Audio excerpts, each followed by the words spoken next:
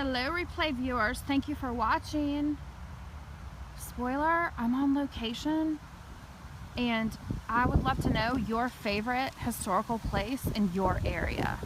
So find me on my Facebook page and tell me that. Hello. I'll get started in just a second. It's a little bit windy here, so hopefully you can hear me. Let me turn this around. I don't want to waste anybody's time. I know it's Saturday. People got stuff to do, right? Hello, I am Andrea Reynolds, and I am a former classroom teacher turned full-time social studies whisperer. And by that, I mean I create digital products, I blog, and I share my ideas on Periscope for making history awesome, because I say that I'm igniting a revolution to bring American history back, because I'm passionate about it. Huge nerd. Okay, so I live in Metro Atlanta, and I had to go to a wedding shower, and on the way here I noticed Kennesaw battlefield, which is something that I went to like a really long time ago when I was student teaching, but I haven't been here since, and I was determined to make it back here on my way back home, and I like ran in front of a car to make it to the visitor center before they closed. So one of my biggest tips, I'm gonna go ahead and give you the spoiler and then I'm gonna explain it, because once I get started talking about history, like, I go crazy and I want to make sure I cover the topic. Okay, so one of my most popular posts on my website, which is thesocialstudieswhisperer.com, is about turning history haters into engaged enthusiasts. Okay, I like alliteration. And one of my biggest tips for teachers, if you don't like social studies, don't like history, which I accept that people don't like it, okay? Not everyone is the nerd I am, is to find a way to connect it to your life. I don't know how, sorry, I pressed a button. So my advice to you is to find historical places in your area, in your state, and go visit them. Because there's like a magic power in standing on the ground, like hallowed ground, where someone fought in a Civil War battle. Okay? I realize not everyone has that luxury if you are located in a state where the Civil War didn't happen. However, there's some place in your state, or probably even your local area, where some significant historical event occurred, and for you to truly embrace history, you need to teach it, you need to embrace it yourself. And that's one of my biggest tips, is to connect with your local history. Okay? Because I'm a weirdo, okay? Because I'm a weirdo about it. I went for a walk near where I live yesterday, which is about an hour away, and I just needed to connect with history. I needed to connect with it because I was getting stuck being productive with what I wanted to do, and like just going to that site and seeing a house that was built in the 1850s just made me like think for a minute and started my creativity going. So find a way to connect to your local history. That's one of my biggest tips. Okay, and I'll give you a bonus one. Another one is to infuse stuff that you like into it. Okay, I've said many times before, I don't like science at all, and so when I had to teach it last year, I taught 5th grade science and social studies to like departmentalize to 3 different classes. And sorry, there are people walking where I am. I don't want to. It's still daylight. I integrated literacy into it. I didn't do messy science labs. I did song parodies and stuff like that, because I know that is what interested me. So find a way to incorporate what you like into history. If you're a math person, there's a whole bunch of mapping skills and graph skills and timelining skills that involve math. Okay, so much arts that you can infuse into your curriculum. So if you need a little kick in the butt inspiration, I have several inspirational videos on my YouTube channel, which you can link to from my website. And make sure you're following me, because I'm finally putting out something into the universe that I've been stalling on forever. I'm launching a series of playbooks for teaching social studies. Okay, I'm not sporty, but I always use sports metaphors, so it's like your guide to the big show to teaching playbook. The first one is going to be for modifying social studies for English language learners, and the second one is going to be modifying social studies for gifted learners, and then I've got several more, so make sure you're following me. Okay, so let me show you where I am.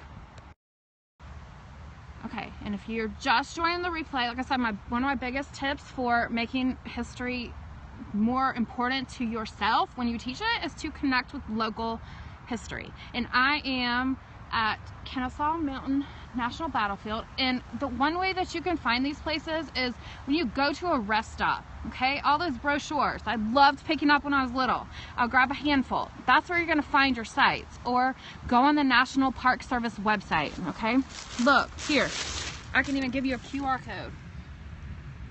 You can if you want to learn more about the National Park Service in your area, you can screenshot that and find out, but it's just NPS. Okay, let me show you what I bought at the museum. Okay, I didn't have much time. I didn't make it into the museum, but there's a monument over there, and there's pretty much like, you can walk up the mountain to the, it's like a mile hike to the top of the mountain. And I'm sorry, I'm not doing that today because I got on boots and I already almost killed myself trying to walk here from the parking lot, making it on time. But so here's what I bought at this. Plus, these national historical sites have good gift shops. Okay, so this is what I bought. And I didn't factor in having to carry this back to the parking lot, which I had parked like half a mile away. This is really heavy, but this is really cool. It's like month by month atlases of the Civil War. So I thought that was really cool. Do I already have about 100 books about the Civil War in my garage? Yes. Do I care? No. You know you're a nerd. Okay, here's a map of the battlefield. Okay. It's not interesting to see the kind of people that visit like historical sites, because you definitely get some quirky people.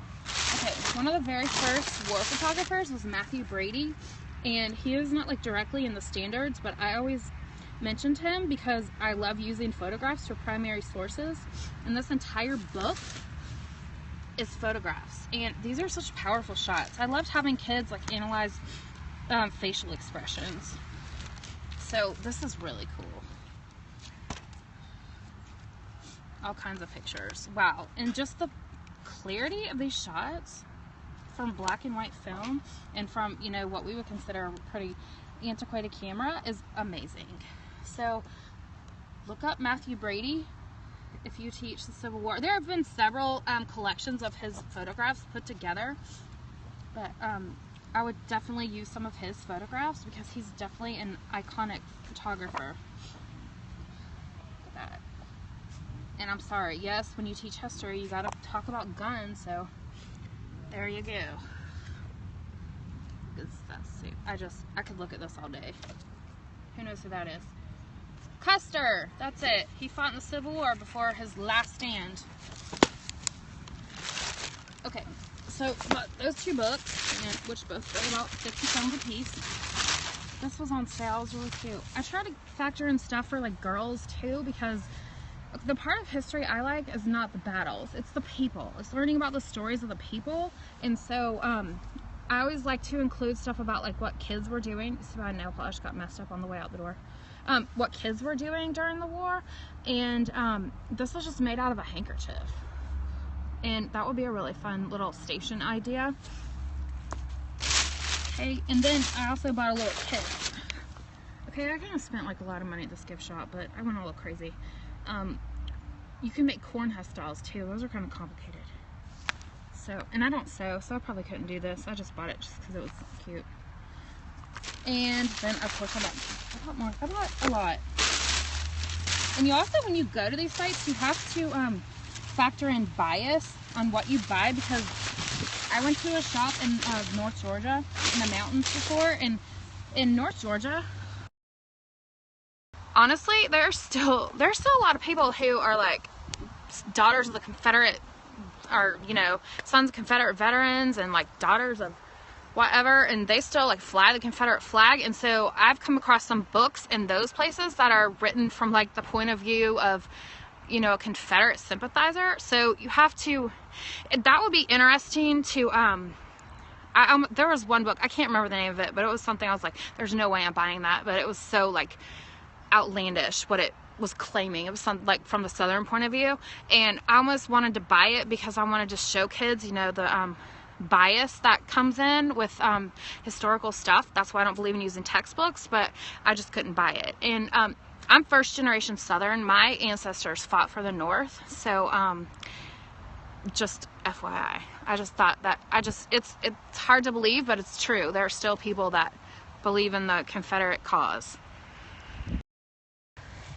Okay, so I got this Women of the Civil War card game because I always incorporate like women and minorities into instruction, because if you've ever looked at a textbook, they're always white men, and or just like Martin Luther King Jr. and that's it, or just Harriet Tubman, and there are more people than just Harriet Tubman that were involved in the Civil War.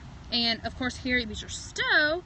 These are two important people right there. Belle Boyd was a spy, and Harriet Beecher Stowe wrote Uncle Tom's Cabin, which influenced a lot of people in the North to becoming abolitionists. Okay, so what's cool about these places is you can also pick up a lot of free crap. Look at this. That was something. The Civil War Trust is a really good website, thecivilwar.org, if you teach the Civil War. And even if you don't teach it, if you have a battlefield in your area, why not? I always connected stuff in my area to to my students. I always make connections because that makes it relevant. You might spark an interest in history. It doesn't matter if it's in your curriculum or not. Don't get me started on that. So they always have programs, and then they have rangers do stuff, and there's a whole battlefield. I'm not trying to read that, and I'm not trying to explore into the woods. That's pretty cool. What else did I buy? Oh, I might have gone a little crazy. I might have been a geek. The guy was like, "Are these gifts?" I was like, "No, I'm a huge history nerd." And I told him I was like a former teacher, blah blah blah. So like I said, if you aren't following me, I plan to be sharing a lot more relevant social studies related scopes. And so if you have a request, please let me know if there's something you need help with teaching. I'll be happy to help you. Okay, so here's a bunch of bullets and stuff like that. This will be a cool thing to use for a station. And then of course I got this Union Soldier book, and it was just recently the 100th anniversary of the National Park Service. I thought this was really cool. It's a sticker or something. Yeah, it's a sticker. So I thought that was a really cool image. And then it's got like a coloring book. I'm sorry, I went a little crazy. And then a real book to add to my collection of the 5 bazillion other Civil War things I own. I'm obsessed with turn around. In World War II. Those are like my super geekiness eras, because I think it's because of the personal connection I have. So if you can help your kids find out personal connections in their family to history, that's going to get them hooked. But before you worry about getting your kids hooked on history, you need to turn yourself from a history hater into an engaged enthusiast. Okay? And like I said, find the personal connections yourself. Figure out a way to infuse like your areas of interest into your curriculum. Go to local battlefields, or if you don't have a battlefield, research something. Find something in your state that you can connect with that will make you be more interested in history. I promise there's something. If you can't find anything in your state that's interesting, please email me or contact me on my website. And there's a link. I say tweet me, but my Twitter handle is RunItRunnels. I can help you find something in your state, and Google can too, I promise. But start by going to rest stops, because they have all those brochures. Thank you for watching, and like I said, I hope that this maybe encourages you to go somewhere and explore, and the weather is like the perfect time. Like if I really had tennis shoes on, which I don't just regularly wear them, then this will be perfect to go hiking in the woods. But I'm not trying to go hiking by myself today. I need to figure out where I parked. Thank you for watching, and I will talk to you later. And like I said, go make sure you are following me, because you want to be the first to know about me actually accomplishing my goal and finishing a project. Okay, let me turn this back around so it's not on my face. Back on. Let's see if we can zoom in. Or let's just zoom in right here, because this will be cool. Just imagine like who might have been walking through these woods. And my math is not great, but in the 1860s. I was going to say 150 years ago, but I know that's not right. Thank you for watching. Bye-bye.